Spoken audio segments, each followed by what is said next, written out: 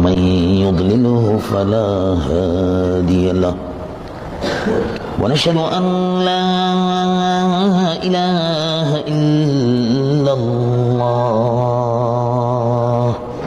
وحده لا شريك له ونشهد أن سيدنا ونبينا وحبيبنا ومولانا محمد صلى الله تعالى عليه وسلم عبده ورسوله الذي أرسل إلى الخلق كافة بشيرا ونذيرا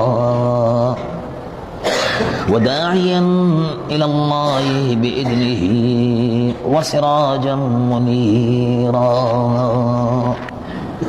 وبشر المؤمنين بأن لهم من الله فضلا كبيرا فهو الحبيب الذي ترجى شفاعته لكل هول من الأهوال مقتحم جاءت لدعوته الأشجار ساجدة تمشي إليه على ساق بلا قدم ومن تكن برسول الله نصرته إن تلقه الأسد في آجامها تجري يا رب صل وسلم دائما أبدا على حبيبك خير الخلق كلهم اللهم صل على حبيبك سيدنا مولانا محمد صاحب الوجه الأنور والجبين الأزهر صلاة وسلاما عليك يا سيدي يا رسول الله. اللہ تبارک و تعالی جل جلالہ وعم نوالہ کا فضل و کرم اور اس کا احسان ہے کہ ہم اور آپ اللہ رب العالمین جل جلالہ وعم نوالہ کی عبادت کے لیے، اس کے حضور میں سربت سجود ہونے کے لیے اللہ کے محبوب حضور پر نور سید العالمین محمد رسول اللہ صلی اللہ علیہ وسلم کے طریقے کے مطابق جمعۃ المبارک کے اس بابرکت اجتماع میں حاضر ہیں. رب العالمین جل جلالہ وعم نوالہ مجھ گناہگار و سیاہکار کی اور آپ کی ہماری سب کی اس حاضری کو قبول فرمائے. جو کچھ کے بیان کیا جائے اس پر مجھ گناہگار و سیاہکار کو بھی اور آپ کو ہمیں سب کو عمل کی توفیق عطا فرمائے. قرآن مجید و فرقان حمید اللہ رب العالمین جل جلالہ وعم نوالہ کی مقدس کتاب حضور پر نور سید العالمین محمد رسول اللہ صلی اللہ علیہ وسلم پر 23 سال کے عرصے میں نجمن نجمن تھوڑی تھوڑی ضرورت کے مطابق اللہ رب العالمین نے نازل فرمائی اور اس کو مکمل فرمایا. 23 برس کے عرصے میں یہ مکمل ہو گئی. اس کتاب مقدس کو روح زمین پر جو اس وقت اللہ کا جیسے کلام نازل ہوا اسی طرح سے اگر کوئی کتاب اللہ کے کلام کو لیے ہوئے محفوظ ہے تو روح زمین پر صرف یہی کتاب مقدس ہے، جس کو قرآن مجید فرقان حمید کہا جاتا ہے، جو حق اور باطل کے درمیان، سچائی اور جھوٹ کے درمیان، نور اور ظلمت کے درمیان فاصلہ پیدا کرنے والی اور درمیان میں فارق بین الحق والباطل درمیان میں فرق کرنے والی کتاب ہے. جس طرح سے دودھ کا دودھ پانی کا پانی ہوتا ہے، اسی طرح سے سچائی کو جھوٹ سے، باطل اور گمراہی کو حق سے، نور اور روشنی کو صاف طریقے سے یہ کتاب جو ہے ہمارے سامنے بیان کر دیتی ہے. چنانچہ قیامت تک کے لیے حضور پر نور سید العالمین مصطفیٰ صلی اللہ علیہ وسلم جب آخری دن تھے، پردہ فرمانے کے دن قریب تھے اور اللہ کے محبوب صلی اللہ علیہ وسلم سفر آخرت کی تیاری فرما رہے تھے، تو آخری باتیں جو حضور نے فرمائی ان میں ایک یہ بھی ارشاد مبارک تھا کہ قلم دوات لاؤ میں کچھ لکھ دوں. بخار کی بڑی شدت تھی. امیر المؤمنین سیدنا عمر رضی اللہ عنہ، سیدنا ابو بکر صدیق رضی اللہ عنہ، ام المؤمنین سیدہ عائشہ صدیقہ رضی اللہ تعالی عنہ یہ تین اس وقت حجرے میں موجود تھے. سیدہ عائشہ صدیقہ رضی اللہ تعالیٰ عنہ تو پردے سے تھی, اور سیدنا ابوبکر صدیق ظاہر ہے باپ بھی تھے, ان کو بلایا گیا تھا, اور سیدنا عمر کو بھی بلایا گیا تھا. تو ارشاد فرمایا کہ کچھ لکھ دوں. تو سیدنا عمر رضی اللہ عنہ نے ارشاد فرمایا کہ حضور آپ کی طبیعت مبارک ناساز ہے, آپ جو بھی ارشاد فرمائیں وہ بجا ہے, لیکن طبیعت ذرا بہتر ہو جائے. تو اس کے بعد جیسے ارشاد ہو کہ فرمایا قلم دبات لاؤ. پھر اس کے بعد ارشاد فرمایا, پانی ڈلوایا, بخار کی شدت تھی, پانی ڈلوایا, کہا مشق کھولو, پانی ڈالو. بخار کی شدت میں پانی ڈالا گیا. تب ارشاد فرمایا انی, بخاری شریف کی حدیث ہے, انی تارکن فیکم الثقلین. اب یہ آخری گفتگو ہے. یہ بیماری کی شدت میں 3 روز جو تھے, بخار کی بڑی شدت تھی. سنو, غور سے سنو. انی تارکن فیکم الثقلین, میں تمہارے لیے 2 چیزیں چھوڑ کر جا رہا ہوں. پہلی, بخاری شریف نے ارشاد فرمایا کتاب اللہ, اللہ رب العالمین جل جلالہ عما نوالہ کا کلام, اللہ کا کلام قرآن مجید و فرقان حمید تمہارے لیے چھوڑ کر جا رہا ہوں. اب ظاہر ہے پہلی بات تو یہ ہوئی. اب دوسری بات بھی آتی ہے, میں تمہارے لیے 2 چیزیں چھوڑ کر جا رہا ہوں. فیکم الثقلین, 2 چیزیں بڑی وزنی, بڑی بھاری بھرکم, وہ چیزیں کہ جن کو تم احساس کر سکتے ہو. ثقلین یعنی سارے جہاں پر بھاری, دین و دنیا میں سب سے زیادہ بھاری چیزیں جو میں تمہارے لیے چھوڑ کر جا رہا ہوں. دین و دنیا کی سب سے بڑی 2 نعمتیں تمہارے لیے چھوڑ کر جا رہا ہوں جس کی کوئی نظیر نہیں ہے. وہ کیا ہے؟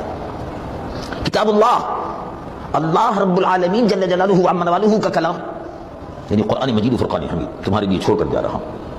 اس کا ایک مفہوم دوسرا یہ نکلا حدیث بخاری شریف کا کہ جو چیز میں چھوڑ کر جا رہا ہوں تمہارے لیے, تو امت جب تک یہ کتاب باقی رہے گی امت بھی باقی رہے گی. جب تک امت باقی رہے گی یہ کتاب بھی باقی رہے گی, کیونکہ حضور چھوڑ کے جا رہے ہیں. پھر معلوم یہ ہوا کہ حضور پر نور صلی اللہ علیہ وسلم نے کسی چیز کو نہیں چھوڑا. ہمارے لیے یعنی امت کے لیے اگر چھوڑا ہے تو قرآن کو عطا فرمایا کہ یہ قرآن میں تمہارے لیے چھوڑ کر جا رہا ہوں. اور یہ جو حضور چھوڑ کر جا رہے ہیں معلوم یہ ہوا کہ قیامت تک باقی رہے گا, رسول اللہ کے معجزے کے طور پر باقی رہے گا. اور جو چیز حضور چھوڑ کر جا رہے ہیں وہ قیامت تک حضور کے معجزے کی حیثیت سے باقی رہے گی, اور حضور پرنور صلی اللہ علیہ وسلم کی نبوت اور رسالت کی گواہی دیتی رہے گی. چنانچہ دیکھیے یہ پہلی تو بات یہ ہوئی, کتاب اللہ, اللہ کا, اللہ جل جلالہ عما نوالہ کا کلام یہ محفوظ ہے. روح زمین پر اب کوئی اللہ کا کلام جیسا کہ نبی پر نازل ہوا تھا محفوظ نہیں ہے علاوہ قرآن کے, اور یہ قیامت تک باقی رہے گا. چنانچہ اس لیے حضور پر نور سید العالمین محمد رسول اللہ صلی اللہ علیہ وسلم نے ارشاد فرمایا کہ آخر میں جب سب مسلمان ختم ہو جائیں گے, قیامت کے متعلق حضور پر نور صلی اللہ علیہ وسلم مسجد نبوی شریف میں ارشاد فرمایا, کہا بیٹھو نماز کے بعد, فجر کے بعد. یہ بھی بخاری شریف میں سیدنا ابو ہریرہ رضی اللہ عنہ وارضاہ روایت فرماتے ہیں کہ حضور منبر پر رونق افروز ہوئی, فجر کی نماز کے بعد ارشاد فرمایا بیٹھ جاؤ. جمع ہو گئے صحابہ. تو ارشاد فرمایا کہ تم مجھ سے علامات قیامت پوچھتے رہتے ہو کہ قیامت کی علامتیں کیا ہیں, تو میں تم کو بیان کرتا ہوں. چنانچہ تمام قیامت کی علامتیں حضور نے بیان فرمائی یہاں تک کہ ظہر کا وقت ہو گیا. پھر اس کے بعد جماعت تیار ہو گئی, اذان ہوئی, جماعت ہوئی, جماعت کے بعد پھر حضور نے بیان فرمایا یہاں تک کہ عصر کا وقت ہو گیا.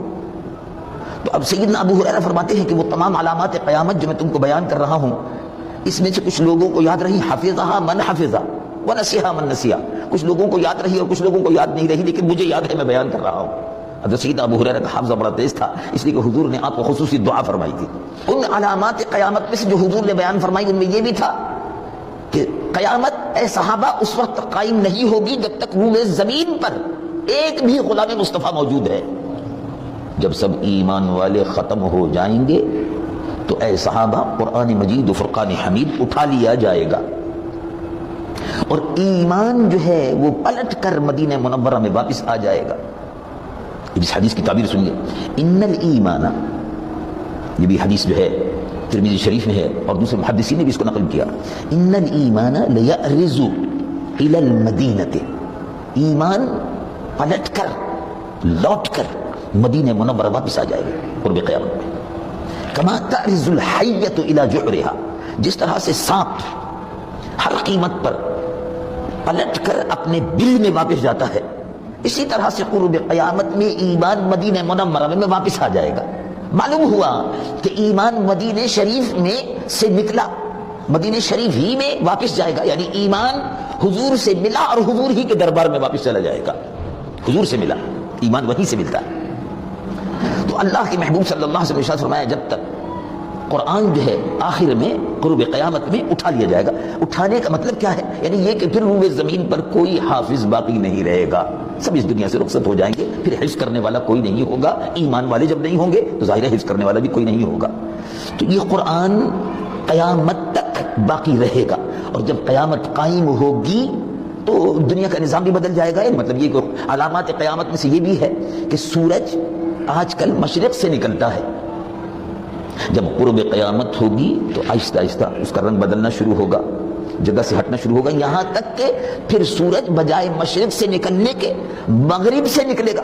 جب سورج مغرب سے نکلے گا تو سمجھ لو کہ توبہ کا دروازہ بند ہو گیا، اب پھر روئے زمین پر کوئی مسلمان بھی باقی نہیں رہے گا. یہ اللہ کے محبوب صلی اللہ علیہ وسلم بخاری شریف میں، مسلم شریف میں اور متعدد احادیث میں جو صحابہ سے روایات ہے قرب قیامت کے سلسلے میں، سیدنا ابو ہریرہ رضی اللہ عنہ وارضاہ کی بڑی طویل حدیث ہے جس میں انہوں نے تمام چیزوں کو بیان فرمایا. تو قرآن حضور پر نور صلی اللہ علیہ وسلم کے معجزے کے طور پر باقی رہے گا. تو میں تمہارے لیے دو چیزیں چھوڑ کر جا رہا ہوں، ایک کتاب اللہ، اللہ کا کلام. تو پھر عرض کیا کہ حضور اور ارشاد فرمائیے. ارشاد فرمایا کتاب اللہ و سنتی، کتاب اللہ و سنتی، کتاب اللہ چھوڑ کر جا رہا ہوں اور اپنا طریقہ، اپنی سنت تمہارے لیے چھوڑ کر جا رہا ہوں. یعنی قرآن بھی باقی رہے گا، قرآن پر عمل کرنے کے لیے جو طریقہ ہے سنت نبوی کا یہ بھی باقی رہے گا. یعنی نماز پڑھنے والے نماز پڑھتے رہیں گے. یہ جو نماز آپ پڑھتے ہیں نماز تو فرض ہے، اس میں کوئی شک نہیں، نماز فرض ہے، حج بھی فرض ہے، روزہ بھی فرض ہے، زکوٰۃ بھی فرض ہے. یہ ہم سب کو معلوم ہے. اسلام کے 5 بنیادی اصول، کلمہ شہادت، اس کے بعد نماز، اس کے بعد روزہ، اس کے بعد حج اور اس کے بعد زکوٰۃ، یہ ہم سب کو معلوم ہے کہ یہ فرض ہے. یہ اسلام کے بنیادی ستون ہیں. ان کو قبول کرنے کے بعد مسلمان ہوتا ہے. ان کی کسی کا انکار کفر ہے. نماز کا انکار کفر ہے، زکوٰۃ کا انکار کفر ہے، حج کا انکار کفر ہے. اس پر سستی نفاق ہے، اور اس پر عمل جو ہے دین و دنیا میں باعث نجات ہے. اس لیے کہ بہرحال فرض ہے، اللہ کی طرف سے فرض ہے اور اس کا انکار کفر ہے. تو اللہ کے محبوب صلی اللہ علیہ وسلم نے ارشاد فرمایا کہ نماز بھی ہے، روزہ بھی ہے، حج بھی ہے، زکوٰۃ بھی ہے. تو حضور کی سنت کیسے باقی رہے گی؟ یعنی جب تک نمازی نماز پڑھتے رہیں گے، نماز تو فرض ہے، لیکن نماز کے جتنے بھی ارکان ادا ہو رہے ہیں وہ اسی طریقے کے مطابق ادا ہو رہے ہیں جو طریقہ محمد رسول اللہ صلی اللہ علیہ وسلم ہے. حج بھی اسی طریقے کے مطابق ہو رہا ہے جو طریقہ محمد رسول اللہ صلی اللہ علیہ وسلم ہے. روزہ بھی اسی طریقے سے رکھا جا رہا ہے، اسی وقت کے مطابق، اسی طریقے سے، اسی طرح سے دن بھر میں، اسی طرح سے سحری ہے، اسی طرح سے افطار ہے، کھجور سے ہے، پانی سے ہے، نمک سے. طریقہ محمد رسول اللہ صلی اللہ علیہ وسلم کی سنت. تو نماز فرض تو ادا ہو رہی ہے، یہ پیش نظر رکھیں آپ کہ فرض تو اپنی جگہ پر ادا ہو رہا ہے، لیکن طریقہ وہی ہے جو طریقہ محمد رسول اللہ صلی اللہ علیہ وسلم. تو حضور کی سنت بھی زندہ ہے، حضور کی سنت بھی زندہ ہے، اور حضور پر نور صلی اللہ علیہ وسلم کا لایا ہوا قرآن بھی موجود ہے. اور پھر ارشاد فرمایا لن تضلوا، اگر تم نے ان دونوں کو تمسکتم، جب تک تم ان کو مضبوطی سے تھامے رہو گے، یعنی قرآن اور سنت رسول اللہ صلی اللہ علیہ وسلم، لن تضلوا، ہرگز کبھی بھی گمراہ نہیں ہوگے. لن تضلوا بعدها ابدا. اگر تم قرآن کو تھامے رہے، یعنی اس پر عمل کرتے رہے، اگر تم میرے طریقے کے مطابق چلتے رہے، اپنے کردار سازی، اپنے کردار کو، اپنے عمل کو، اپنے قول کو، اپنی سیرت کو، اپنی حیات کو، اپنی زندگی کو تم اسی سانچے میں ڈھالتے رہے جو سانچہ محمد رسول اللہ صلی اللہ علیہ وسلم نے بتایا ہے اور بنایا ہے، تو لن تضلوا بعدہ ابدا، کبھی گمراہ نہیں ہو سکتے. یہ قرآن اور سنت رسول اللہ صلی اللہ علیہ وسلم ہے. اب اس کی روشنی میں آپ دیکھیے اللہ کے محبوب صلی اللہ علیہ وسلم کی سنتیں بے شمار ہیں. قرآن مجید و فرقان حمید کی ہدایات اور اس کے ارشادات اور آیات طیبات بڑا وسیع مضمون ہے، 30 سپارے ہیں. اسی قرآن میں نماز بھی ہے، اسی قرآن میں روزہ بھی ہے، حج بھی ہے، زکوٰۃ بھی ہے، اور فرائض جو ہیں وہ بھی ہیں. اسی قرآن کے اندر بعض چیزیں ایسی ہیں کہ جن کے متعلق ہم میں سے بہت سے لوگ اس کا ذکر بھی نہیں کرتے. نہیں کرتے ذکر، معلوم جیسے ہے ہی نہیں. بات صرف ہوتی ہے ان کی محدود نماز تک، روزے تک، حج تک اور زکات تک. بھائی یہ کر لو، ہاں بھائی کر لیں. مسجد تک محدود ہوتی ہے، یہ کر لو، ہاں بھائی کر لیں. اور بھی کچھ ہے. قرآن میں 30 سپارے ہیں کہ 30 سپاروں میں صرف نماز ہے، 30 سپاروں میں صرف روزہ ہے، 30 سپاروں میں صرف حج ہے. 30 سپاروں میں کیا صرف اللہ تبارک و تعالیٰ نے یہی بیان فرمایا ہے کہ روزہ رکھو، حج کرو، زکات دو؟ تو یہ تو ایک سپارہ تو بڑی مشکل بات ہے، تو پاؤ سپارے میں سارا مضمون آ جاتا ہے. تو اور کیا ہے؟ کبھی اس پر بھی تو غور کرنے کی ضرورت ہے کہ اللہ کے محبوب نے کتنی اہم بات فرمائی. دنیا سے رخصت ہو رہے ہیں تو فرما رہے ہیں قرآن مجید کو مضبوطی سے تھام لو. تو ہم میں سے بعض لوگوں نے قرآن مجید کو مضبوطی سے تھام لیا. ان کا نماز پڑھیں گے، روزہ رکھیں گے، حج کریں گے، زکات دیں گے، ماشاءاللہ یہ بھی ہے قرآن میں، ہم مانتے ہیں اس کو. مگر اور بھی بھائی کچھ ہے. باقی کیا ہے؟ کہا باقی یہ بھی ہے کہ مسلمانوں کو اللہ رب العالمین نے حکم دیا ہے کہ نیکیوں کو پھیلاؤ. اللہ رب العالمین نے حکم دیا برائیوں کو مٹاؤ، برائیوں سے روکو. اچھا یہ بھی ہے، ہاں یہ بھی ہے. چنانچہ دیکھیے قرآن شریف کی آیت سنیے. رب العالمین جل جلالہ امر و ارشاد فرماتا ہے کنتم خیر امت، تم بہترین امت ہو. کام کیا ہے؟ تأمرون بالمعروف، تم نیکیوں کا حکم دو. وتنہون عن المنکر، برائیوں سے روکو. ایک آیت. پھر ایک اور مقام پر ارشاد فرمایا. اب آیت ہی آیت ہے، اب آیت ہی آیت چل رہی ہے. لوگ 2-3 آیتوں کو یاد کر لیتے ہیں، نماز کی، روزے کی، حج کی اور زکات کی، اور اسی میں اپنی زندگی کو محدود کر لیتے ہیں اور سمجھ لیتے ہیں باقی ہم سے کچھ نہیں ہوتا. بھی تو قرآن کس کے لیے اترا پھر؟ اب یہ برائیوں سے روکنے کا کام جو حکم دیا گیا کہ بھئی تم بہترین امت ہو، یہ تو ہم سب ہیں. رسول اللہ حضور پر نور سید العالمین محمد رسول اللہ صلی اللہ علیہ وسلم کے دامن سے جو وابستہ ہے، سب کو کہا تم بہترین امت ہو. بھئی سب کو کہا تم خیر امت، تم بہترین امت ہو. تأمرون بالمعروف، تم امر بالمعروف، نیکیوں کا حکم دو. وتنہون عن المنکر، تم برائیوں سے روکو. جو برائی ہے اس کو کہو برائی ہے، جو اچھائی ہے اس کو کہو اچھائی ہے، جو برائی ہے اس کو کہو برائی ہے. قرآن یہی تو بتانے کے لیے آیا ہے کہ اچھائی کیا ہے اور برائی کیا ہے. تو یہ تأمرون، تم حکم دو، تنہون، تم منع کرو. پھر ایک اور مقام پر ارشاد فرمایا. اب دوسری آیت سنیں. رب العالمین جل جلالہ امر و ارشاد فرماتا ولتکم منکم امۃ یدعون الی الخیر ویأمرون بالمعروف وینہون عن المنکر واولئک هم المفلحون. تم میں سے ایک جماعت رہنی چاہیے. اب یہ اللہ تبارک و تعالیٰ نے تم سب بہترین امت ہو اور تم میں سے ایک جماعت ہونی چاہیے. ولتکم منکم امۃ، تم میں سے جماعت. یہ سیدھا سادہ ترجمہ ہے قرآن مجید فرقان حمید میں چوتھے سپارے میں دوسرے رکوع میں تیسرے رکوع میں. آپ اس کا ترجمہ پڑھ سکتے ہیں. چوتھے سپارے میں سورہ آل عمران میں دوسرے رکوع میں اور تیسرے رکوع میں. اس کا ترجمہ دیکھ لیجیے. اے مسلمانوں، تم میں سے ایک جماعت ایسی رہنی چاہیے یدعون الی الخیر، جو بھلائی کی طرف لوگوں کو بلاتی رہے. بھلائی کی طرف، بھلائی، آؤ بھائی بھلائی کی طرف، آؤ بھائی نیکی کی طرف، آؤ بھائی بھلائی کی طرف. یدعون الی الخیر، یدعون الی الخیر ویأمرون بالمعروف، بھلائی کا حکم دو، بھلائی کا حکم دیتے رہے. تم میں ایک جماعت ایسی ہونی چاہیے جو بھلائی کا حکم دیتی رہے. وینہون عن المنکر، اور برائی سے روکتی رہے. بھلائی کی طرف بلاتی رہے اور برائی سے روکتی رہے. اور اگر یہ کام تم نے کیا کہ برائی سے روکتے رہے اور بھلائی کی طرف لوگوں کو بلاتے رہے، امر بالمعروف، نیکیوں کا حکم کرتے رہے اور برائی سے روکتے رہے اور خیر کی اور بھلائی کی طرف لوگوں کو بلاتے رہے، تو یہ کام کیسا ہے؟ اللہ رب العالمین فرماتا ہے یہ کام کرنے والے کیسے ہیں؟ رب العالمین جل جلالہ امر و ارشاد فرماتا ہے وَأُولَئِكَ هُمُ الْمُفْلِحُونَ، وہی لوگ فلاح پانے والے ہیں. یعنی جو لوگ نیکی کی طرف بلائیں، جو لوگ برائی سے روکے، یہی لوگ قیامت کے دن فلاح پانے والے ہیں. یہی لوگ قیامت کے دن بھلائی پانے والے ہیں. یہی لوگ قیامت کے دن کامیابی حاصل کرنے والے ہیں. یہی لوگ قیامت کے دن نجات پانے والے ہیں. اب ہم سنتے ہیں اذان میں حی علی الفلاح، دوڑو کامیابی کی طرف، کامرانی کی طرف، فلاح کی طرف۔ اولئک هم المفلحون، وہی لوگ فلاح پانے والے ہیں جو خیر کی طرف، بھلائی کی طرف بلاتے رہے، برائیوں کو مٹائیں، نیکیوں کا حکم دے، برائیوں سے روکے، یہی فلاح پانے والے لوگ ہیں۔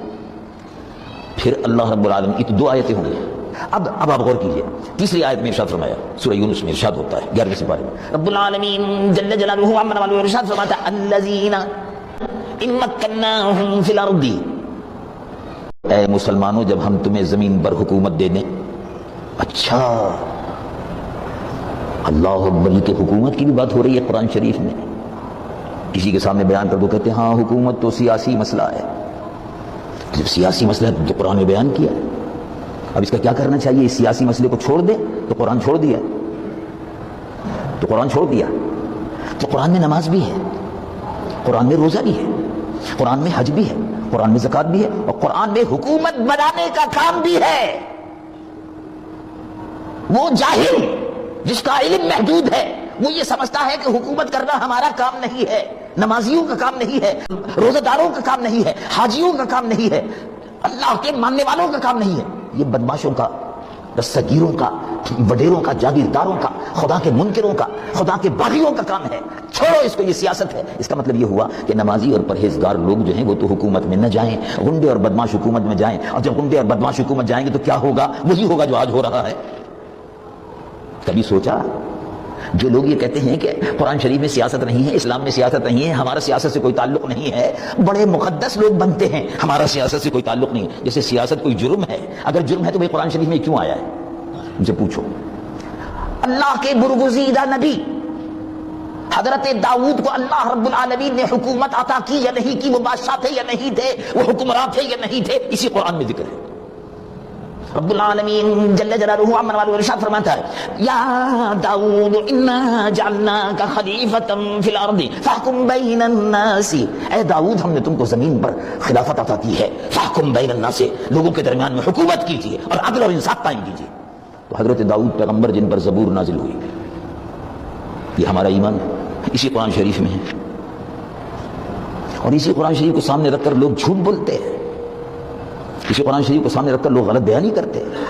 میٹھا میٹھا ہب ہب، سنت یہی سمجھ لیا کہ سنت یہی ہے کہ حلوہ کھا لو، سنت یہی ہے کہ یہ پی لو، سنت یہی ہے کہ یہ کر لو، اور سنت یہ نہیں ہے کہ حکومت قائم کرو۔ ایسی حکومت قائم کرو کہ جس میں اللہ کا کلمہ بلند ہو اور نبی کا مقام بلند ہو اور نبی کا نظام نافذ ہو۔ یہ تو قرآن میں حکم ہے۔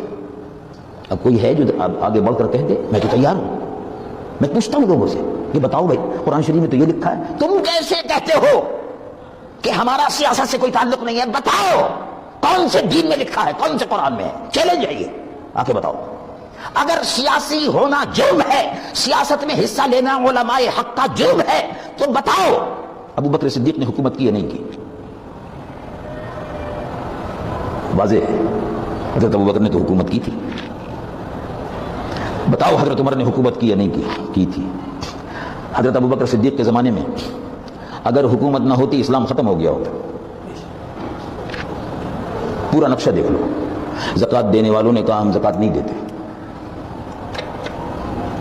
حضرت ابو بکر صدیق کے زمانے میں جب ان کو پتہ چلا کہ اللہ کے محبوب صلی اللہ علیہ وسلم اس دنیا سے رخصت ہو گئے تو انہوں نے کہا زکوٰۃ نہیں دیتے، بھاگ جاؤ یہاں سے۔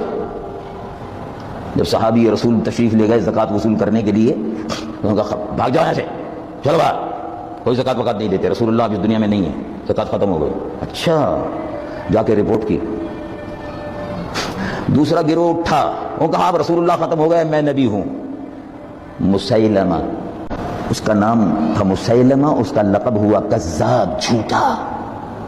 کذاب کہتے ہیں جھوٹے کو عربی، مسیلمہ کذاب، جھوٹا۔ اس نے کہا میں نبی ہوں۔ رسول اللہ صلی اللہ علیہ وسلم جب تک زندہ تھے آدھی نبوت ان کے پاس تھی اور آدھی میرے پاس تھی، اب وہ رخصت ہو گئے، پوری نبوت میرے پاس آ گئی ہے۔ اچھا، 40,000 کا لشکر لے کر کھڑا ہو گیا۔ اب کیا کرتے؟ ابو بکر صدیق کہہ سکتے تھے بھئی بات اصل میں یہ ہے کہ حکومت اب کیا کریں، حکومت تو کر نہیں سکتے، نماز پڑھنی ہے، روزہ رکھنا ہے، ختم شریف پڑھنا ہے، ختم خواجگان پڑھنا ہے، ختم غوثیہ پڑھنا ہے، دعائے خیر کرو۔ اب اس نے نبوت کا دعویٰ کر دیا، اس کے لیے بد دعا کرو۔ کہا نہیں، کہا نہیں. خالد بن ولید سے کہا تیار کرو لشکر. خالد بن ولید سے فرمایا لشکر تیار کرو, اور جس شخص نے نبوت کا دعویٰ کیا اس کی دھجیاں اڑا دو, اس کے جسم کی بوٹیاں کاٹ کر رکھ دو. رسول اللہ کی نبوت کو قیامت تک قائم رکھنے کے لیے ہم اپنے خون کا نذرانہ دیتے رہیں گے. رسول اللہ کے دشمن کو زندہ زمین پر رہنے کا حق نہیں دے سکتے. نتیجہ کیا ہوا آپ کو معلوم ہے کیا ہوا؟ صحابہ نے یہ نہیں کہا ابو بکر صدیق اب ہم کیا کر سکتے ہیں, یہ تو حکومت کا مسئلہ ہے اور ہم تو غیر سیاسی لوگ ہیں, یہ تو سیاسی بات ہو گئی. اس نے نبوت کا دعویٰ کر دیا, اور یہ تو سیاسی بات ہو گئی, اس نے زکات دینے سے انکار کر دیا, قبیلے نے زکات دینے سے انکار کر دیا. کہا رسول اللہ کے زمانے میں اگر پیر کے تسمے کی بھی زکات دیتے تھے, چمڑے کی برابر بھی زکات دیتے تھے, اونٹ کی نکیل کی برابر بھی زکات دیتے تھے, تو خدا کی قسم وہ زکات وصول کر کے رہوں گا اور زکات کے منکر کی گردن اڑا دوں گا, رسول اللہ کے دین کو نافذ کر کے رہوں گا. یہ ابو بکر صدیق تھے. اگر ہم 14ویں صدی کے مسلمان ہوتے تو ان سے کہتے حضرت ابو بکر آپ نمازیں پڑھائیے, آپ کو رسول اللہ اپنے مصلی پہ کھڑا کر گئے تھے. حضرت ابو بکر صدیق کو حضور نے مصلی پر کھڑا کیا تھا. 17 نمازیں حضرت ابو بکر صدیق نے پڑھائی تھیں, تقریباً 17 نمازیں, جیسے کہ احادیث مبارک میں آتا ہے. اللہ کے محبوب صلی اللہ علیہ وسلم پردہ اٹھا کر, اس لیے کہ حضور کا حجرہ مبارک مسجد کے ساتھ ہی تھا, پردہ اٹھا کر دیکھتے تھے تو خوشی کے آنسو آتے تھے آنکھوں میں کہ سبحان اللہ مسلمانوں کا مجمع ہے, ابو بکر صدیق امامت فرما رہے ہیں.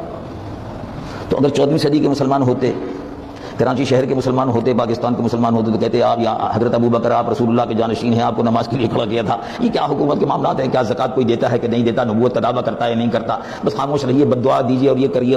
نہیں, تلوار فیصلہ کرے گی. اس لیے کہ ہم کو قرآن میں حکم دیا امر بالمعروف کرو, نیکیوں کو پھیلاؤ, برائیوں کو مٹاؤ. یہ برائی ہے جو کہتا ہے کہ میں بھی نبی ہوں, یہ شیطان ہے, اس کو قتل کرنا ہوگا, زمین کو اس کے وجود سے پاک کرنا ہوگا. کوئی شخص رسول اللہ کی نبوت کے مقابلے پر نبوت کھڑی نہیں کر سکتا. سبحان اللہ. ولیکن رسول اللہ و خاتم النبیین, اور اللہ کے رسول خاتم الانبیاء ہیں, نبی آخری نبی ہیں, ان کے بعد کوئی نبی نہیں. جو قرآن میں آیا تھا اس کو تلوار سے نافذ کر دیا. اور آپ کو معلوم ہے کہ کیا ہوا جنگ یمامہ میں؟ خالد بن ولید رضی اللہ عنہ, بڑے بڑے جلیل وقدر صحابہ رضی اللہ عنہم, حافظ قرآن صحابہ, قاری قرآن صحابہ, 700 صحابہ شہید ہو گئے.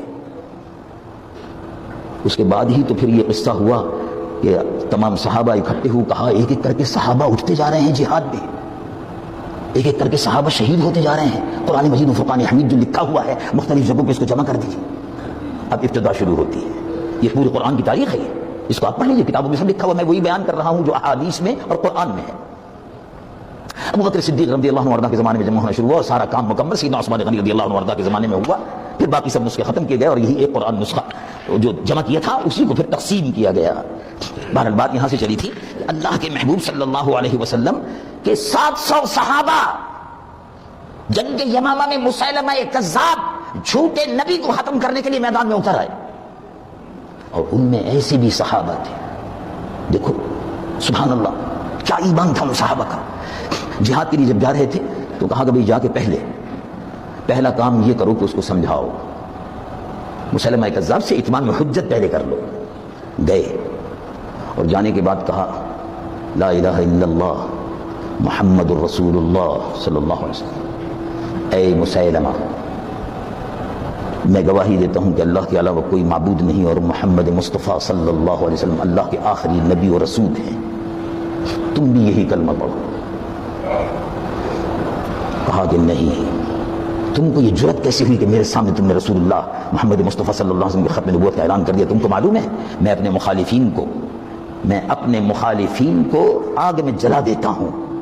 کہا ہم آگ میں جلنے سے نہیں ڈرتے, ہم دوزخ کی آگ سے ڈرتے ہیں, ہم تمہاری آگ سے نہیں ڈرتے, دنیا کی آگ سے نہیں ڈرتے, دوزخ کی آگ سے ڈرتے ہیں. تم کو جو کرنا ہو کر لو. کہا دیکھو میں تم کو واپس نہیں جانے دوں گا, ابھی تم کو زندہ جلا دوں گا. تم نے گستاخی کیسی کی میرے سامنے محمد رسول اللہ صلی اللہ علیہ وسلم کی نبوت اور رسالت کا اعلان کر دیا کہ وہ حضور خاتم النبیین ہیں, ان کے بعد کوئی نبی نہیں. کہا یہی پڑھتا رہوں گا, یہی کہتا رہوں گا, تمہارے سامنے بھی کہوں گا, سرے دربار کہوں گا, سرے بازار کہوں گا, اور جب وقت پڑے گا سرے دار کہوں گا, یہی کہتا رہوں گا. کہا اس کو ڈال دو. آگ جل رہی تھی, کڑھاؤ تھا تیل کا. تو کسی نے کہا کہ تم بتاؤ, مرتے وقت عرب میں رواج تھا, بتاؤ تمہاری آرزو کیا ہے. ان کا آرزو صرف یہ ہے کہ جب جل جاؤں خاک ہو جائے، اسی خاک کو مدینے کے رستے میں ڈال دینا۔ اللہ کے محبوب محمد رسول اللہ پر قربان ہو گئے۔ صحابی رسول اللہ نے جلنا قبول کیا، لیکن اسی کے سامنے کھڑے ہو کر تلوار ہاتھ میں رکھ کر کہا کہ ہم تمہارے خلاف جہاد کریں گے۔ ہم رسول اللہ کی نبوت کو اس دنیا میں قائم کرنے کے لیے، مقام مصطفیٰ کے تحفظ کے لیے، رسول اللہ کے لائے ہوئے دین کو ساری دنیا میں پھیلانے کے لیے اس زمین پر اللہ نے ہم کو بھیجا ہے۔ ہم خیر امت ہیں۔ مسیلمہ کذاب پر جو حملہ ہوا پھر 700 سے اوپر صحابہ حافظ قرآن شہید ہو گئے۔ مسلمان فوج نے جو یلغار کی ہے ابو بکر صدیق کے بھیجے ہوئے دستوں نے، مسیلمہ کذاب کے وجود سے زمین کو پاک کر دیا، اس کے جسم کے پراشے اڑا دیے۔ اس کے ساتھیوں کو 40,000 فوج تھی، مسلمانوں کی صرف 7,000 فوج تھی۔ 7,000 فوج نے 40,000 فدائیوں کے منہ پھیر دیے، ان کو زمین پر کہیں پناہ نہیں مل رہی تھی۔ رسول اللہ کے صحابہ نے جاں فروشی کا وہ مثال، جاں فروشی کی وہ تاریخ رقم کی ہے دنیا میں جس کی مثال نہیں ملتی۔ حضور پر نور سید العالمین محمد رسول اللہ کے صحابی ابو بکر صدیق رضی اللہ عنہ وارضاہ سے جب انہوں نے کہا کہ زکوٰۃ ہم نہیں دیتے، تو آپ نے یہ نہیں فرمایا بھئی کیا کریں، اب حکومت کو کوئی زکوٰۃ نہیں دیتا، کوئی وصول حضور کے زمانے میں وصول ہوتی تھی، چلو سیاسی مسئلہ ہے چھوڑو، مسلمانوں کو معلومات نہیں، فرمایا زکوٰۃ وصول ہوگی۔ لشکر بھیجا اور جو لوگ زکوٰۃ کے منکر تھے چن چن کر قتل کر دیا۔ کہا جو رسول اللہ کا فیصلہ ہے وہ نافذ ہو کر رہے گا۔ آپ کو معلوم ہے، اور اگر نہیں یاد ہے تو میں یاد دلاتا ہوں، یقیناً آپ سنتے رہتے ہو، آخری حکم جو حضور نے اس دنیا کے رخصت ہونے سے پہلے دیا تھا وہ یہ تھا کہ جہاد جاری رہے گا۔ میں اسامہ ابن زید کو سپہ سالار مقرر کرتا ہوں اور عیسائی بادشاہ رومن امپائر کے بادشاہ کو چیلنج کرنے کے لیے اسامہ کی سربراہی میں لشکر بھیجتا ہوں۔ حضور بیمار تھے، لشکر رک گیا، کہا حضور کی طبیعت ٹھیک ہو جائے اس کے بعد میں رخصت کرنا چاہتا ہوں۔ اسامہ حضور کے بڑے محبوب صحابی کے بیٹے تھے، اسامہ ابن زید، حضرت زید جن کا ذکر قرآن میں آتا ہے فلما قضا زید منہا، یہ وہی صحابی رسول اللہ، ان کے بیٹے ہیں اسامہ۔ 19 سال کے نوجوان تھے، اللہ اللہ، نوجوانوں کو دیکھو، 19 سال کے نوجوان تھے اور حضور نے لشکر کا امیر مقرر کر دیا۔ حضرت ابو بکر صدیق رضی اللہ عنہ وارضاہ نے جب حضور پرنور صلی اللہ علیہ وسلم نے وصال فرمایا، خلافت قائم ہو گئی، خلیفہ حضور کو منتخب کیا، امیر المومنین، مسلمانوں کے امیر، مسلمانوں کا صدر، تو آپ نے فرمایا لشکر اسامہ سے کہ تیاری کرو۔ لوگوں نے کہا کہ ابھی حالت خراب ہے، زکوٰۃ کا انکار کرنے والے سر اٹھائے ہوئے ہیں، مسیلمہ نے نبوت کا دعویٰ کیا ہوا ہے تو اب وہ چڑھائی کر رہا ہے کہ ختم کروں گا، میں بھی نبی ہوں، اب میری پوری نبوت ہے۔ وہ تو حضور کے زمانے میں بھی اس نے اعلان کیا تھا نبوت کا، تو کہا تھا آدھی میری ہے آدھی آپ کی، تو کہا میں وہ بھی نبوت کا اعلان کر رہا ہے، اس سے بھی لڑائی، زکوٰۃ دینے والوں سے بھی لڑائی، قبائل کی بغاوت کی لڑائی، اب آپ لشکر اسلام کو بھیج رہے ہیں عیسائیوں کے لشکر سے مقابلہ کرنے کے لیے، تو اس کو ذرا ٹھہر جائیے، ابھی بعد میں دیکھیں گے۔ کہا کہ نہیں، رسول اللہ صلی اللہ علیہ وسلم نے جو فیصلہ کیا ہے ابو بکر اس کو نافذ کر کے رہے گا، عیسائیوں کی سلطنت سے مقابلہ ہو کر رہے گا، جہاد جاری رہے گا۔ جہاد کی بات آج کل نہیں ہوتی، جہاد کی بات نہیں ہوتی۔ قرآن مجید و فرقان حمید میں، قرآن مجید و فرقان حمید میں جہاد کے متعلق نماز کے لیے 53 آیتیں ہیں، جہاد کے لیے 43 آیتیں ہیں۔ لوگ جہاد کی بات ہی نہیں کرتے۔ کیا فرمایا رب العالمین جل جلالہ امر والے ارشاد فرماتا ہے وجاہدوا فی اللہ حق جہادہ، اللہ کی راہ میں جہاد کرو جیسا کہ جہاد کرنے کا حق ہے۔ کس طرح جہاد کرو؟ رب العالمین جل جلالہ امر والے ارشاد فرماتا ہے وجاہدوا فی سبیل اللہ باموالکم وانفسکم،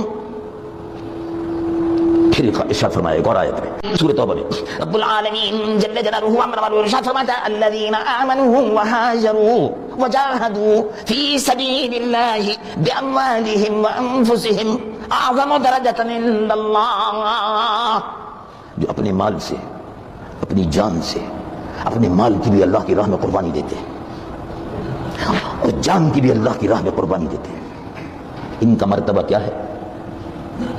قرآن اس پر گواہی دیتا ہے. 10واں سپارہ پڑھ لو. رب العالمین جل جلالہ عمر والے ارشاد فرماتا اعظم درجۃ عند اللہ واولئک هم الفائزون. بڑا مرتبہ ہے اللہ کی, اعظم درجہ, اللہ کی راہ میں جان دینے والا سب سے بڑا مرتبہ تو یہ ہے کہ اللہ فرماتا ہے وہ مرتا نہیں ہے, زندہ ہے ہمیشہ کے لیے. اور جو مال اللہ کی راہ میں جہاد کے لیے خرچ کرتا ہے, دین کے کاموں میں اپنے پیسے کو خرچ کرتا ہے, مال کو اللہ کی راہ میں خرچ کرتا ہے, جان کو اللہ کی راہ میں کھپا دیتا ہے, خون کی قربانی دیتا ہے, ان کا بڑا مرتبہ ہے. اور یہی لوگ فائزون, فائزون کامیاب ہیں. جاہدو, جاہدو, قرآن نے حکم جہاد کا دیا. بھئی یزید کے خلاف کیا تھا؟ مسیلمہ کذاب کے خلاف کیا تھا؟ جہاد تھا.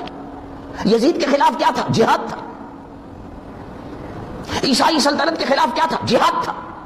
حضرت عمر رضی اللہ عنہ وارضہ نے جب ایران پر حملہ کیا کیا تھا؟ جہاد تھا. چلو ان باتوں کو بھی رہنے دو, ابھی بعد میں کریں گے.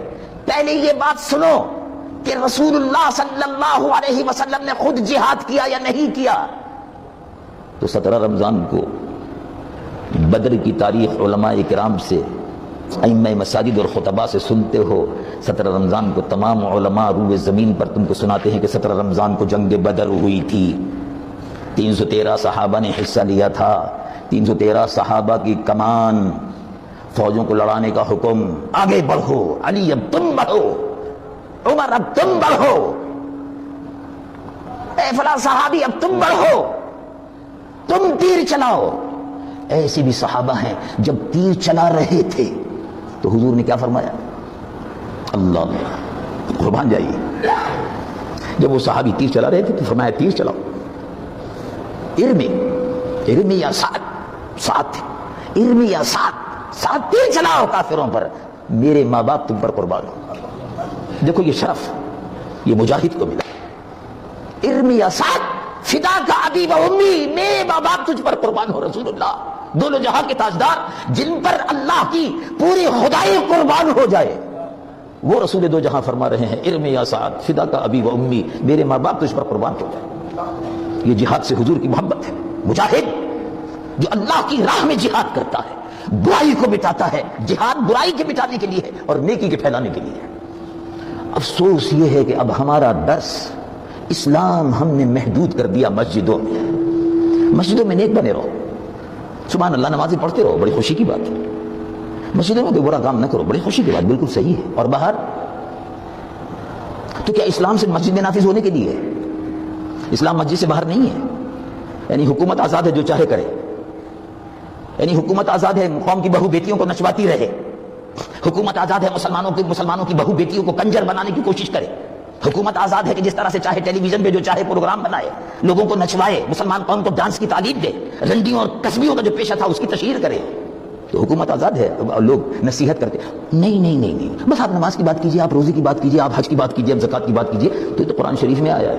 نیکیوں کو پھیلاؤ, نیکیوں کو پھیلاؤ, نیکیوں کا حکم دو, برائی سے روکو. اگر حکومت کو برائی سے روکنا سیاست ہے تو پھر میں پوچھتا ہوں کہ امام حسین رضی اللہ عنہ وارضہ کربلا میں کیوں گئے تھے؟ اس کا جواب بتاؤ, اس کا جواب سوچ لینا. اگر کوئی ہے, کوئی نہیں ہے, کوئی نہیں ہے اس کا جواب. اگر حکومت کو روکنا, برائی سے روکنا یہ سیاست ہے تو امام ربانی مجدد الف ثانی نے جہانگیر کے مقابلے پر کھڑے ہو کر کیوں کہا کہ سجدہ حرام ہے؟ اگر عبادت کی نیت سے ہے تو کافر و مشرک ہے, اگر تعظیمی ہے تو حرام ہے, اور شراب حرام ہے. جہانگیر بادشاہ نے مجدد الف ثانی کو گوالیار کے قلعے میں قید کر دیا تھا. انہوں نے قید گوارا کر لی, لیکن خانقاہ میں بیٹھ کر, سر ہند کی خانقاہ میں بیٹھ کر یہ نہیں کہا بھئی ہم تو سب کے لیے دعا گو ہیں. اب پتہ نہیں جہانگیر کیا کرتا ہے, کرنے دو, شراب پیتا ہے, پینے دو, سجدے کرواتا ہے, کرانے دو. جہانگیر اپنے دربار میں سجدے کرواتا تھا, باقاعدہ کرواتا ہے, کرنے دو. اکبر کرواتا تھا, کرنے دو. جہانگیر کرواتا ہے, کرنے دو. ہم تو دعا گو ہیں, ہم تو نقشبندی ہیں, مجددی ہے, ہمارا کام سیاسی نہیں ہے. سبحان اللہ. یہ امام ربانی مجدد الف ثانی سے اس وقت کے پیر بڑھ گئے. تن آسانی ہے, دعوت کھا لو, حلوہ کھا لو اور کلمہ حق مت بلند کرو، کچھ مت کہو، دنیا میں جو ہوتا ہے ہونے دو۔ تو یہ قرآن شریف کس کے لیے اترا ہے؟ برائیاں اگر اسی سے پھیلتی رہیں اور تم نہ روکو، اب برائیاں پھیل رہی ہیں۔ پاکستان اس لیے حاصل کیا گیا تھا کہ مسلمانوں کی بہو بیٹیاں خشکا لگا کر ہندوؤں کا ڈانس اور ہندوؤں کی عورتوں کا ڈانس اور ہندوؤں کی آوارگی، ہندوؤں کی بے شرمی اور بے حیائی، اسی مسلمان قوم کو بنانا تھا۔ تو پھر ہندوستان کے بجائے پاکستان بنانے کی ضرورت کیا تھی؟ اگر یہی کام کرنا تھا پاکستان بنانے کی کیا ضرورت تھی؟ اگر مسلمانوں کی بہو بیٹیوں کو ساڑیاں پہنا کر، یہ ساڑی پہننا کوئی بری بات نہیں ہے، لیکن اگر مسلمان بہو بیٹیوں کو ساڑیاں پہنا کر، ان کے جسم کی نمائش کروا کر، پیٹ کو کھلوا کر، بازوؤں کو کھلوا کر، قشقہ لگا کر ناچنا اور گانا ہی سکھانا تھا، تو ہندوستان میں رہنے میں کیا برائی تھی؟ یہ تو سوچنے کی بات ہے۔ اب اگر علماء بھی زبان حق سے نہ کہیں تو پھر کیا شیطان آ کے کہے گا کہ برا کام مت کرو؟ کون کہے گا؟ خیر امت اگر نہیں کہے گی، علماء اگر نہیں کہیں گے، وَلْتَكُن مِنْكُمْ أُمَّةٌ، تم میں سے ایک جماعت نہیں کہے گی کہ برائی مت کرو، خیر کی طرف اگر نہیں بلائے گی تو کیا ہوگا؟ علماء اگر نہیں کہیں گے، سجادہ نشین اور مشائخ اگر نہیں کہیں گے کہ برائی ہو رہی ہے، اس برائی کو روکو، اس بے حیائی کو بند کرو، یہ ناچنے اور گانے بند کرو۔ یہ قوم ناچنے اور گانے کے لیے نہیں ہے، یہ قوم دنیا پر حکمرانی کے لیے ہے، شمشیر الصنع اول۔ لیکن افسوس ہے موجودہ حکومت یہ یزید کے نقش قدم پر چل رہی ہے۔ یہ شرابیوں اور بدکاروں کا ٹولہ ہے جس نے ملک میں رشوت اور کرپشن کو عام کر دیا، جو ملک میں بے حیائی پھیلا رہی ہے۔ امریکہ کی سرپرستی میں امریکہ کے کلچر کو، امریکہ کی تہذیب و تمدن کو، امریکہ کی بے حیائی کو، مغربی اقوام کی بے شرمی اور بے حیائی کو اس ملک میں فروغ دے رہی ہے۔ رسول اللہ صلی اللہ علیہ وسلم بخاری شریف کی حدیث ارشاد فرماتے ہیں، الحیاء من الایمان، حیا اگر ہے تو ایمان ہے۔ اب یہ بے شرم حکومت، اس حکومت میں حیا ہے؟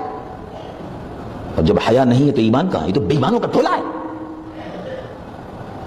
جن لوگوں نے یہاں سن 1988 میں اور 90 میں اور 93 میں اپنی فتح کے جشن منائے اور مہاجر ماؤں اور بہنوں کو اکٹھا کر کے جلوس نکالے، لڑکیاں اور لڑکے بے حیائی سے گھومتے رہے، انہوں نے بھی اس ملک میں بے حیائی پھیلائی۔ وہ بھی بد کردار لوگ تھے، وہ سب ساری قوم کو بے حیائی میں مبتلا کرنے کے بعد بے حیاؤں کے پاس لندن میں جا کے بیٹھ گئے۔ اب یہ قوم بیچاری ماری پھر رہی ہے، اس کے بچے جو ہیں وہ مر رہے ہیں، اس کے گھر جو ہیں وہ اجڑ رہے ہیں، عورتیں رو رہی ہیں، مائیں رو رہی ہیں، لڑکیاں اور بہنیں اپنے بھائیوں کو رو رہی ہیں۔ وہ کس انجام پر پہنچے؟ یہ اس بے حیائی کا انجام ہے۔ پاکستان اس لیے بنایا تھا کہ لڑکے لڑکیاں مل کر ریلی نکالیں، گھی کے چراغ جلائیں، گھی کے چراغ کی روشنی میں ناچ ہو۔ یہ بے حیائی پھیلی، اب اس بے حیائی کو دیکھ کر اب حکومت بھی بے حیا بن گئی ہے۔ تو بھئی ٹھیک ہے، تو ساری قوم ناچنے والوں کی ہو رہی ہے، چلو ہم بھی کرتے ہیں۔ اب انہوں نے بھی نہلے پہ دہلا لگا دیا، موجودہ حکومت نے بھی نہلے پہ دہلا لگا دیا۔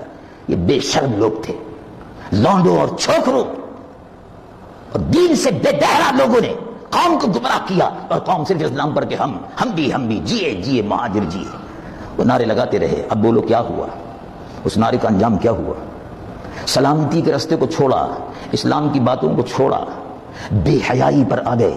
جو مسلمان قوم کا شعار دینی ہے حیا، الحیاء من الایمان، حضور پر نور سید العالمین محمد رسول اللہ صلی اللہ علیہ وسلم نے ارشاد فرمایا، لا ایمان لمن لا حیاء لہ، او کما قال صلی اللہ علیہ وسلم۔ اے مسلمانوں، جس کے پاس حیا نہیں ہے اس کے پاس ایمان نہیں ہے۔ اور جو بے ایمان ہیں، حکومت بے ایمانوں کا ٹولہ ہے، بے حیاؤں کا ٹولہ ہے۔ یہ حکومت کشمیر پر امریکہ کے لیے سودے بازی کر رہی ہے، یہ حکومت بھارت کے لیے دروازے کھول رہی ہے کہ تجارت کرو۔ یہ منحوس حکومت ہے کہ اس کے دور میں ہندوستان کے سڑے ہوئے آلو کھانے کو مل رہے ہیں۔ یہ منحوس ہے، ان کی نحوست ہے، یہ منحوس حکومت ہے جو سڑی پیاز مل رہی ہے۔ اب یہ فقیر ہو رہے ہیں، خدا کا عذاب آ رہا ہے۔ کراچی سے باہر نکل کر دیکھو، سندھ کی سرزمین پر جا کر دیکھو، پنجاب کی سرزمین پر جا کر دیکھو، بلوچستان اور سندھ کی سرحد کی سرزمین پر جا کر دیکھو، ہزاروں ایکڑ زمین میں کلر سیم اور تھور کی وجہ سے زمین پانی ابل آیا، نمکین پانی آ گیا، زمین بیکار ہو گئی۔ لاکھوں ایکڑ زمین سیم اور تھور کی نظر ہو رہی ہے، یہ عذاب الہی ہے جو قوم پر آ رہا ہے۔ یہ وہ ملک جو غلہ پیدا کرتا تھا اب بھیک مانگ رہا ہے، کبھی آسٹریلیا سے کہتا ہے گندم دے دو، کبھی کینیڈا سے کہتا ہے گندم دے دو، کبھی امریکہ سے کہتا ہے گندم دے دو۔ 20 لاکھ ٹن گندم ہم باہر سے منگواتے ہیں، 2 سال ہو گئے ہیں اور ابھی ضرورت بڑھتی جا رہی ہے۔ کیا ہوا؟ زمین کو سیم کھا گئی۔ زمین کو سیم کیوں کھا گئی؟ زمین میں کلر کیوں ہو گیا؟ زمین میں پانی کیوں ابل آیا؟ اب کھیتی باڑی کے قابل کیوں نہیں رہی لاکھوں ایکڑ زمین؟ کیا ہو گیا؟ ان کا سیم لگ گیا۔ یہ کیوں لگ گیا؟ کس نے لگایا؟ یہ تمہاری بدعمالیاں ہیں، حکومت کی بدعمالیاں ہیں، حکمرانوں کی عیاشیاں ہیں، ان کی شراب کی دعوتیں ہیں، یہ شراب اور رقص و سرور، یہ گانے اور ناچنے والوں کی حکومت ہے، یہ بے حیا لوگوں کی حکومت ہے، یہ عذاب الہی کو دعوت دے رہے ہیں۔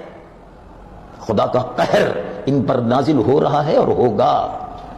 موجودہ حکومت اگر یہ سمجھتی ہے کہ آرام سے حکومت کر لے گی تو غلط ہے۔ بڑے بڑے آدمی تھے، یہ سمجھتے تھے کہ کرسی بڑی مضبوط ہے، لیکن اللہ تبارک و تعالیٰ نے فرمایا کرسی مضبوط نہیں ہے، پھانسی بہت مضبوط ہے۔ بڑے بڑے آدمی یہ سمجھتے تھے کہ ہم کو کوئی نہیں ہٹا سکتا، ہم 20 برس حکومت کریں گے، لیکن اللہ رب العالمین جل جلالہ وعمن والہ فرماتا ہے وہی احکم الحاکمین ہے اور وہی مالک الملک ہے۔ ملک کا مالک وہی ہے، جس کو چاہے عزت دے دے، جس کو چاہے ذلت دے دے۔ اس ملک میں 50 برس میں ہم نے 50 حکمرانوں کو بدلتے ہوئے آتے جاتے تھے اور کیڑے مکوڑوں کی طرح سے مرتے ہوئے دیکھا ہے۔ موجودہ حکومت کا انجام بھی یہی ہوگا انشاءاللہ۔ اللہ کی نافرمانوں کا یہی انجام بد ہوتا ہے۔ چنانچہ قرآن میں سورہ نور میں 28ویں سپارے میں ارشاد ہوتا ہے، رب العالمین جل جلالہ عمن والہ ارشاد فرماتا ہے ان الذین یحبون، جو اس بات کو پسند کرتے ہیں، جو یہ چاہتے ہیں، ان تشیع الفاحشۃ، ان الذین یحبون ان تشیع الفاحشہ فی الذین آمنوا، ایمان والوں کے درمیان میں جو بے حیائی اور فحاشی اور آوارگی پھیلانا چاہتے ہیں، اللہ رب العالمین فرماتا ہے ان کو معلوم ہونا چاہیے لہم عذاب علیم، ان کے لیے بڑا دردناک عذاب ہے۔ موجودہ حکومت مسلمانوں میں بے حیائی پھیلا رہی ہے، بدکاری اور زناکاری کو عام کر رہی ہے، ناچ اور گانے والی رندیوں اور کسبیوں کا طریقہ اس ملک میں رائج کر رہی ہے۔ اللہ کے عذاب سے بچ نہیں سکتی، اللہ کا فرمان قرآن میں ہے، اور انجام بہت برا ہوتا ہے۔ حکومت کی خواہش یہ ہوتی ہے کہ امریکہ خوش ہو جائے، حکومت کی خواہش یہ ہوتی ہے کہ برطانیہ ناراض نہ ہو جائے، مغرب خوش ہو جائے، لیکن جو مسلمان حکمراں ہے، جو مسلمان حاکم ہے، اس کی خواہش کیا ہوتی ہے؟ رب العالمین جل جلالہ عمن والہ ارشاد فرماتا ہے انما ولیکم اللہ ورسولہ، کافر تمہارے دوست نہیں ہے، عیسائی تمہارے دوست نہیں ہے، یہودی تمہارے دوست نہیں ہے، ان کو راضی کرنے کی کوشش مت کرو، اللہ کو راضی کرو، اللہ کے محبوب مصطفیٰ صلی اللہ علیہ وسلم کو راضی کرو، ایمان والوں کو راضی کرو۔ ایمان والے بھی حکومت سے راضی نہیں ہیں، اللہ بھی حکومت سے راضی نہیں ہے، رسول بھی حکومت سے راضی نہیں ہے، تو پھر باقی رہنے میں کیا کسر رہ گئی ہے؟ تھوڑے دن اللہ کے یہاں دیر ہے مگر اندھیر نہیں ہے، اللہ کے یہاں دیر ہے مگر اندھیر نہیں ہے۔ تو میں بات عرض کر رہا تھا کہ قرآن میں اللہ رب العالمین نے ارشاد فرمایا کہ اے داؤد حکومت کیجئے، اسی قرآن میں ہے۔ رب العالمین جل جلالہ عمن والہ ارشاد فرماتا ہے انا جعلناک خلیفۃ فی الارض فاحکم بین الناس، لوگوں کے درمیان میں حکومت کیجیے، حکم کیجیے، عدل قائم کیجیے، انصاف قائم کیجیے۔ مسلمان حکومت کا پہلا کام اللہ کی زمین پر انصاف قائم کرنا ہوتا ہے، انصاف۔